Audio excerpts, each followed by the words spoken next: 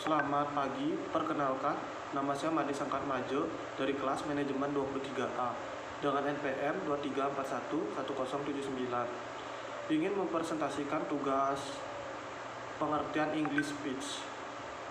Apa itu pidato? Arti pidato dalam bahasa Indonesia. Jadi pidato adalah sebuah pembicaraan yang diberikan kepada audiens baik secara formal ataupun informal. Isi pidato yang dibacakan bisa berupa macam-macam, baik berupa isi pikiranmu atau opinimu terhadap sesuatu. It's called about the environment, about your graduation and my more. Terkadang pidato dilakukan tidak harus di atas podium, contohnya seperti saat upacara di sekolah, tapi kamu bisa melakukannya di sekeliling teman-temanmu juga. Dalam bahasa Inggris, pidato disebut dengan English speech. Secara definisi, enggak ada bedanya dengan pidato bahasa Indonesia.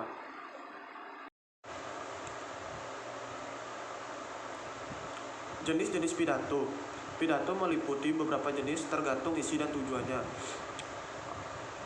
Yang pertama adalah information speech. Information speech bertujuan untuk mengedukasi audiens terkait suatu hal. Biasanya didukung dengan data dan fakta yang dibuktikan secara valid.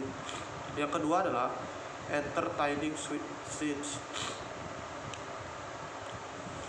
Entertaining speech adalah pidato untuk menghibur sekumpulan orang. Pidato ini biasanya lebih pendek dan tidak lebih formal daripada jenis pidato lainnya. Yang ketiga adalah demonstrative speech. Serupa dengan informative speech, demonstrative speech juga memiliki tujuan untuk mengedukasi audiens terkait hal yang mereka tidak ketahui sebelumnya. Yang keempat adalah persuasive speech. Persuasive speech membantu pembicara untuk meyakinkan audiens terhadap suatu opini yang berkaitan dengan topik tertentu.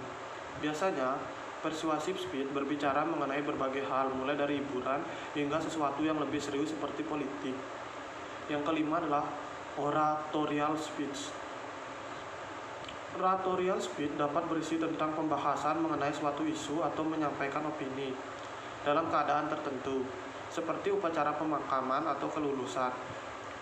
Oratorial speech biasanya berbentuk pidato yang panjang dan formal, tapi juga berupa pidato pendek dan informal, seperti saat ada di acara khusus atau saat sedang bersulang. Yang keenam adalah database speech. Biasanya ada pada saat perlombaan atau acara debat. Masing-masing tim memiliki waktu khusus untuk menyampaikan pidato mereka.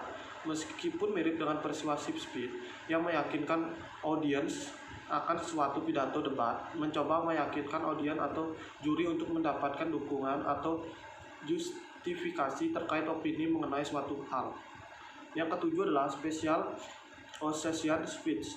Pidato ini bertujuan untuk menarik perhatian audiens dan menyampaikan pesan sehingga tidak membutuhkan data atau statistik.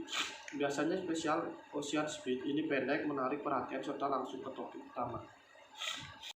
Yang kedelapan adalah pitch speech. Pitch speech umumnya bertujuan untuk mendapatkan support dan persetujuan untuk sebuah ide, produk, atau solusi. Misalnya, kamu bekerja di sebuah perusahaan dan kamu punya produk yang ingin diusulkan. Agar produkmu dapat diterima oleh pemimpin, kamu bisa membuat pidato terkait produk tersebut dan memberikan presentasi juga. Yang kesembilan adalah motivational speech. Motivational speech bertujuan untuk menginspirasi audiens dan memberikan kepercayaan diri kepada mereka untuk berkembang dan melakukan sesuatu lebih baik. Biasanya juga bertujuan untuk membantu para audiens untuk tetap mencapai mimpi atau tujuan.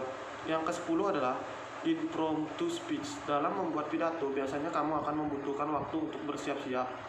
Tapi jenis pidato ini dibuat dengan spontan dan tanpa persiapan. Kalau kamu tidak terbiasa berbicara di depan umum, kamu bisa kesulitan ketika diminta secara tiba-tiba untuk berpidato. Tetapi kalau kamu punya kemampuan public speaking yang baik dan sudah sering berpidato, hal ini bukanlah masalah untukmu. Yang ke-11 adalah farewell speech. Farewell speech dilakukan ketika kamu mau menyampaikan selamat tinggal kepada sekumpulan orang. Misalnya kamu pindah kerja dan ingin menyampaikan selamat tinggal kepada tim kerjamu atau kepada pasanganmu ketika kamu pindah kerja ke luar negeri. Yang ke-12 adalah explanatory speech, mirip dengan demonstrative speech. Explanatory speech memberikan penjelasan tentang bagaimana melakukan sesuatu dengan proses merinci. Biasanya tidak ada media visual seperti slide, presentation, atau membantu audien memahami apa yang sedang dibicarakan.